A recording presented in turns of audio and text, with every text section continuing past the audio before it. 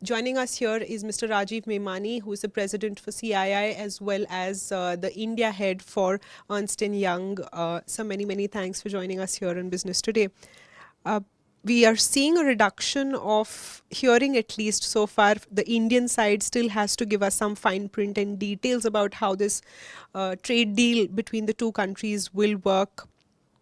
A big breakthrough after the EU deal, the India-U.S. deal, down to 18% on Indian products being sold to the U.S. First of your initial few thoughts and anything you've heard from the government side so far and CIA as well. Yeah. So I haven't heard anything from the government, but we've kept track of what's happening, the news and everything else, and also engaged with the membership of CII. So, I mean, first off, I think it's a very positive development, specifically for the sectors that are impacted. And I must compliment the Honorable Prime Minister, the Commerce Minister for, negotiating this through. As you know, I think the U.S. is India's largest trading partner, and the impacted sort of exports, if I was to use that word, was probably 50 to 60%, somewhere in that zip code. I think the exempted ones, or those who are not impacted by tariffs, they are still growing very well. I think the impacted sectors in the last few months, the impact of tariffs was coming through, and most of these sectors were labor-intensive sectors. So I think for them it's a big relief, and the rate is quite competitive as compared to the countries that they compete with.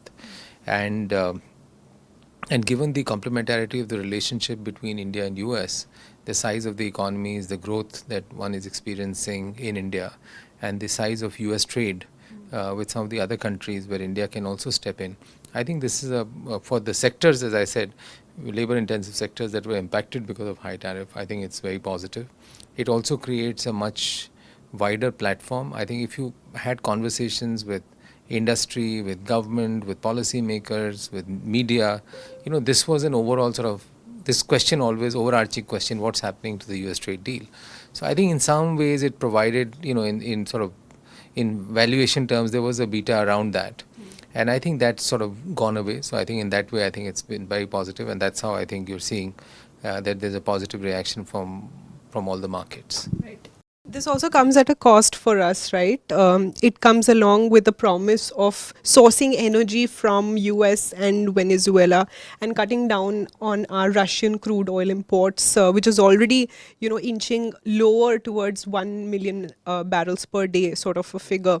But we are losing our energy independence, one, and two, we are promising more buy American products and probably up to $500 billion. That these two aspects do impact India in a big way, especially Indian agriculture as well, technology, nuclear, defense, etc. What's your view on that? Because we're doing this trade-off for something that may make India a little more dependent on the US. See, we don't have information, so I don't think it'll be fair to comment on that. But I would say, basis the other trade deals that India has done, and particularly I think the Prime Minister and the Commerce Minister, whether it was UK, whether it was EFTA, whether it was EU, I think they've always ensured that the India protects each of their key stakeholders. So, if there are red lines, whether it was with EU, if there are red lines in EU and red lines in India, they've ignored that. And they're focused on things that are of strategic importance to both. I see no reason why India would have deviated from that. But as I said, we can't comment because we don't have the details. We would, and I would say, knowing again where the Prime Minister, his mindset, thought process, I think as far as agriculture is concerned, I think there will be zero compromise. And energy, agriculture, everything.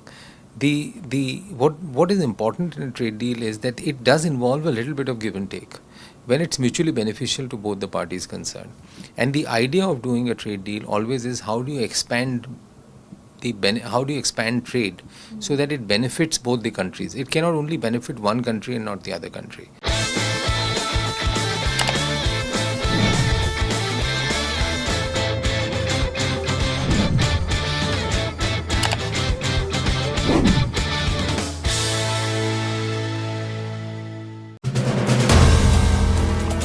If you like the video, do like, comment, share and subscribe.